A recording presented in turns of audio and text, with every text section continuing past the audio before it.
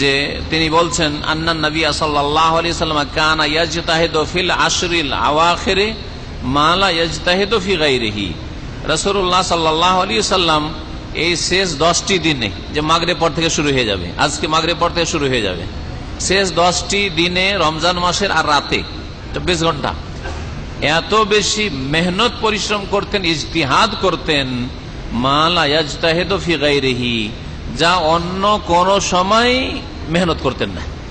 রমজান মাসের অন্য দিন রাত এত কঠোর পরিশ্রম করতেন না, আর রমজান ছাড়া যে 11 মাস আছে ওতেও এত বেশি মেহনত পরিশ্রম করতেন না যত বেশি নবী করিম সাল্লাল্লাহু আলাইহি ওয়াসাল্লাম এই 10টি দিনে ইবাদত বন্দেগীতে কঠোর পরিশ্রম মেহনত করতেন।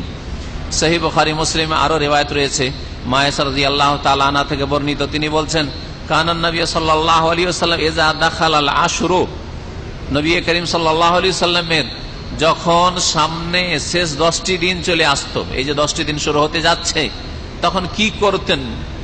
যা করতেন তাই আপনি করবেন, আর বেশি করতে বলছি না। বেশি যদি করেন তো বেশি পণ্ডিত হবেন রাসূলুল্লাহ সাল্লাল্লাহু আলাইহি ওয়াসাল্লামের চাইতে, তাহলে বিদআত করবেন। ধর্মের নামে ধর্মের নামে রাসূলুল্লাহ সাল্লাল্লাহু আলাইহি ওয়াসাল্লামের চাইতে বেশি করার চেষ্টা করা, এটা বিদআতীদের লক্ষণ, বিদআতীদের তরিকা। আর ঘাটতি করা হচ্ছে পাপিষ্ট ফাসেকদের লক্ষণ।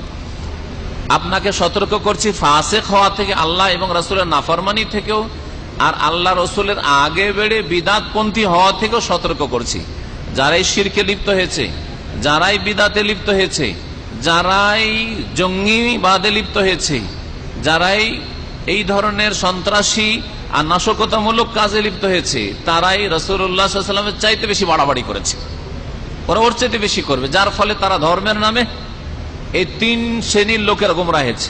মুশরিকরা যে রকমের শিরিক করুক না কেন, দুর্গা পূজাই করুক, আর দরগা কবর মাজার পূজাই করুক, আর জীবিতের পূজা করুক, আর মৃত পূজা করুক, দাঁড় করে পূজা করুক, আর কবর দিয়ে পূজা করুক, এরা নবী থেকে আগে বেড়েছে, বেড়ে গোমরাহ হয়েছে। আর এইরকমই যারা মিলাদ করে, আর শবে কাদারের সাথে শবে বারাতও করে, শবে মেরাজও পালন করে, এরা নাওয়াইতেও পড়ে, আর এরা বহু বিদাত করে, এরাও নবীর চাইতে বেশি বুঝে, বেশি পণ্ডিতি করে গোমরাহ হয়েছে। আর যারা তাদের জঙ্গিবাদকে জিহাদ বলে, তারাও ধর্মের নামে গোমরাহ হয়েছে। এই 3 শ্রেণীর মানুষ থেকে সতর্ক করছে মুসলিম ভাইদেরকে, বোনদেরকে। 2 নম্বরে সতর্ক করছি সমস্ত রকমের ফাসেকদের থেকে, যারা আল্লাহ পাকের ফরজ ওয়াজিব আদায় করে না, 5 ওয়াক্ত নামাজ পুরো আদায় করে না, 5 ওয়াক্ত নামাজ জামাতে আদায় করে না, রোজা মাঝে মাঝে রাখে, মাঝে মাঝে রাখে না, রমজান মাসে কোনদিন রাখে, কোনদিন ছাড়ে, যাকাত কিছু দেয়, কিছু দেয় না, হজ ফরজ হয়ে আছে করেন না, করবে ইচ্ছা মতো হজ করবে সে, ইত্যাদি। এই রকমের ফাসেক, এই রকমই যারা হারাম খায়, হারাম উপার্জন করে, হারাম ব্যবসা বাণিজ্য করে, হারাম জীবন যাপন করে, হারাম দেখে, হারাম শোনে, আল্লাহ পাকের অসন্তুষ্টির কাজ করে, এই রকমের ফাসেকদের রাস্তা থেকে সতর্ক করছি। এই দুটো গুমরাহির মাঝখানেই রয়েছে দ্বীনে ইসলাম। দ্বীনে ইসলাম হচ্ছে মধ্যম পন্থা, এই দুটি হচ্ছে গুমরাহির রাস্তা। এই 2 রাস্তা থেকে বেঁচে থাকবেন। দুটো হচ্ছে রাজপথের 2 দিকের গর্ত, এই 2 গর্ত থেকে বেঁচে থাকবেন। রমজান মাস এসেছে, এতে যদি এই 2 রকমের গুমরাহি থেকে আপনি নিজেকে বাঁচিয়ে নিতে পারেন, আপনি নিজের স্ত্রীকে বাঁচিয়ে নিতে পারেন, নিজের ছেলে মেয়েদেরকে বাঁচিয়ে নিতে পারেন, নিজের বাপ মাকে বাঁচিয়ে নিতে পারেন, নিজের ভাই বোনদেরকে তারপরে বাঁচিয়ে নিতে পারেন, তাহলে আপনি কামিয়াব। প্রত্যেক ব্যক্তি যদি নিজের পরিবারের দায়িত্ব নিয়ে নেয়, আর নিজের বাড়িতে যারা রয়েছে তাদের দায়িত্ব নিয়ে নেয়, তো যথেষ্ট। মুসলিম জাতির সংশোধনের জন্য এতটাই যথেষ্ট। নবী করিম সাল্লাল্লাহু আলাইহি ওয়াসাল্লামের সামনে যখন শেষ 10টি দিন চলে আসতো, কি করতেন তিনি? সাদ্দা মেজারাহু, নবী সাল্লাল্লাহু আলাইহি ওয়াসাল্লাম তার লুঙ্গিকে শরীরের সাথে মজবুত করে বেঁধে নিতেন, লুঙ্গি কষে নিতেন। লুঙ্গি কষে বাঁধা, লুঙ্গি কষা মানে কি? লুঙ্গি কষার 2টি অর্থ হইতে পারে, ভাষ্যকার বলছেন। একটা হচ্ছে রেডি হওয়া, প্রস্তুত হওয়া। যখন মানুষ প্রস্তুত হয় তখন কাপড় টাপড় ছাঁটা শুরু করে। তো নবী করিম সাল্লাল্লাহু আলাইহি ওয়াসাল্লাম লুঙ্গি শরীরের সাথে মজবুত করে বেঁধে নিতেন বা লুঙ্গি কষে নিতেন, মানে ইবাদত বন্দেগীর জন্য প্রস্তুত হয়ে যেতেন। প্রস্তুত, এখন আর কোনো কাজ নেই, দিনের কাজ নেই, অন্য মানে দাওয়াতের কাজ বাইরে দিয়ে বাড়াবো না, ওটাও নেই। এখন শুধু ইবাদত বন্দেগী, একমাত্র এই 10টা দিন একমাত্র আল্লাহর সাথে সম্পর্ক, আল্লাহর সাথে সম্পর্ক। প্রস্তুতি নিতেন, এই একটা অর্থ। দ্বিতীয় অর্থ হচ্ছে লুঙ্গি কষে নেওয়া, তার মানে স্ত্রীদের থেকে পৃথক হয়ে যাওয়া। স্ত্রী সহবাস না করা। রমজানের দিনে যে কোনো দিনে স্ত্রী সহবাস হারাম, কিন্তু রাত্রে জায়েজ রয়েছে। শেষ 10টি রাতেও জায়েজ আছে। জায়েজ কাজও রাসূলুল্লাহ সাল্লাল্লাহু আলাইহি ওয়াসাল্লাম শেষ 10টি রাতে করেন নাই। এই যে মাগরিব হয়ে যাবে, মাগরিব হওয়ার পরে 21-এর রাত শুরু হয়ে যাবে, 21-এর রাত থেকে শুরু করে শাওয়াল মাসের চাঁদ ওঠা পর্যন্ত রাসূলুল্লাহ সাল্লাল্লাহু আলাইহি ওয়াসাল্লাম শাদ্দা মিজারাহু, লুঙ্গি মজবুত করে কষেছেন। তার মানে স্ত্রীদের সংস্পর্শে যাননি, কারণ তিনি সর্বদাই হিজরতের পরে যখন থেকে সিয়াম শুরু করেছেন 2য় হিজরিতে, এতেকাফ প্রতি বছর করেছেন শেষ দশকে। শেষ 10টি দিন মসজিদে এতেকাফ করেছেন। আর এতেকাফ অবস্থায় 24 ঘন্টা যেহেতু থেকেছেন এই 9টি বা 10টি দিন, সুতরাং নবী করিম সাল্লাল্লাহু আলাইহি ওয়াসাল্লাম বিবিদের থেকে পৃথক থেকেছেন। এতেকাফ যদি নাও করেন তারপরেও স্ত্রী সম্ভোগ জায়েজ হলেও এই রাতগুলিকে ইবাদত বন্দেগীতে কাটানো শ্রেয়।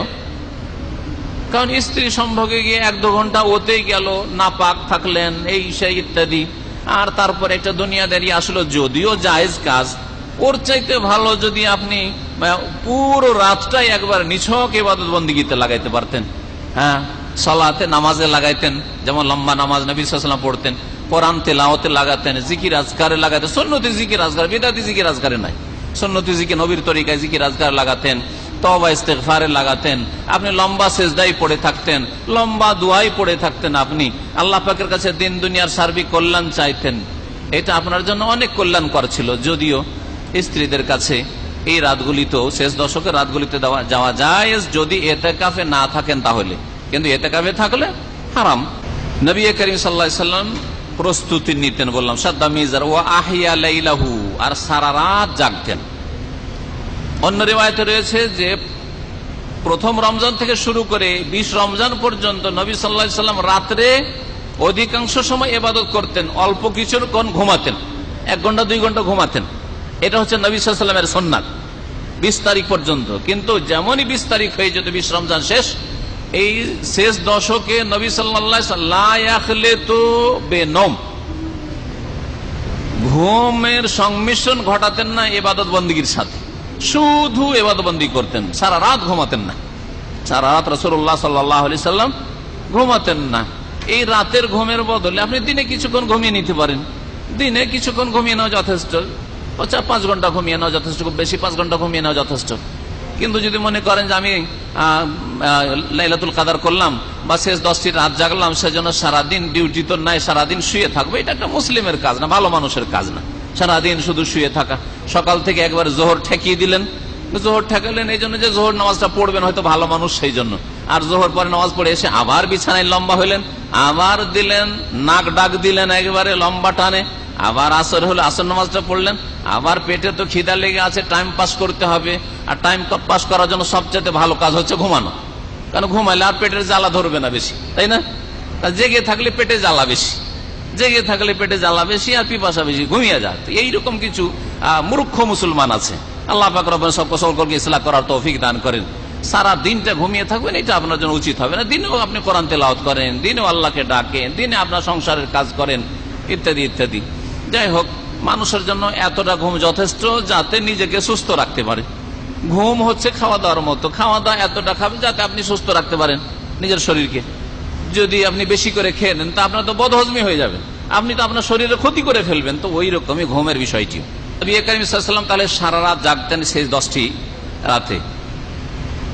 আর ও আই কাজা আহলা, একাই জাগতেন না, এটাও সুন্নত আপনার জন্য। আপনারা যারা এখানে পরিবার নিয়ে আছেন, আপনার স্ত্রীকেও জাগাবেন। এমন নয় যে আপনি তো মাশাআল্লাহ কোরআন তেলাওয়াত করছেন অথবা মসজিদে চলে গেছেন ইবাদত বন্দেগী করছেন, আর আপনার বিবি সাহেব মাশাআল্লাহ ঘরে ঘুমাইছে, কেন ঘুমাবে? তাকেও জাগাবেন আপনি। আর যদি আপনি দেশে রেখে এসছেন তাহলে দেশে টেলিফোন করেন, তাগিদ করেন, রাতে মাঝে মাঝে 1 ঘন্টা আধা ঘন্টা পর পর মাঝে মাঝে টেলিফোন করে খোঁজ নেন যে কোরআন তেলাওয়াত করছে, জিকির আজকার করছে, ইবাদত বন্দেগীতে আছে, দোয়া করছে ইত্যাদি, আল্লাহর ইবাদত মশগুল আছে কিনা, নাকি ঘুমাচ্ছে, না খেলতামাশায় কাটাচ্ছে। অনেকে রাত জাগে ধুমধাম করে গল্প সল্প করে রাত জাগলো, এইরকম জায়গা নয়। আমাদের দেশীয় যে আজকাল লাইলাতুল কাদার করা হচ্ছে, এই লাইলাতুল কাদার লাইলাতুল কাদার না। কিছুক্ষণ হয়তো একটু ওয়াজ মাহফিল করলো, কিছু শুনলো, আর তারপরে চা পানি করছে, এদিক সেদিকে একটু ধুমধাম করছে, বা পিকনিকের মতো কিছু পাকশাক করছে, ভালো ভালো খাচ্ছে সারা রাত, আর এই করে রাত কাটাচ্ছে, এটা ইবাদত না, এটা লাইলাতুল কাদার করা নয়। আর লাইলাতুল কাদারে ইবাদত বন্দেগী নয়, ইহয়াউল লাইল নয়, যা নবী সাল্লাল্লাহু আলাইহি ওয়াসাল্লাম করেছেন। আর কি করতেন? ওয়াই কাজা আহলো, নিজের পরিবার কেউ জাগাতেন, নিজের পরিবার